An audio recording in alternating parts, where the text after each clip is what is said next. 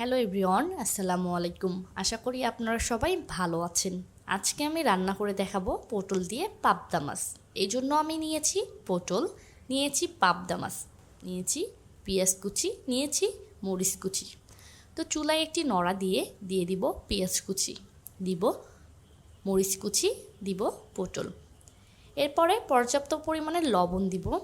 এরপরে পরিমাণ মতো হলুদ দিব পরিমাণ মতো সয়াবিন তেল।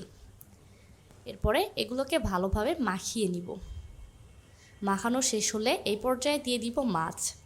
আবারও মাছগুলো দিয়ে একটু ভালোভাবে মাখিয়ে নিব। মাখানো শেষ হলে এখানে দিব পরিমাণ মতো পানি দিয়ে আবারও একটু ভালোভাবে মাখিয়ে নিয়ে ঢাকনি দিয়ে ঢেকে দিব 10 মিনিটের জন্য। আমরা 10 মিনিট পর আবারও ফিরে এলাম। আবারও একটু নেড়ে চেড়ে দিব। আমরা আবারও 5 মিনিটের জন্য ঢেকে দিব। 5 মিনিট পর আবারও ফিরে এলাম। আজকের রান্না আমাদের এখানেই শেষ। দেখুন কত সুন্দর হয়েছে পটল দিয়ে পাবদা মাছ।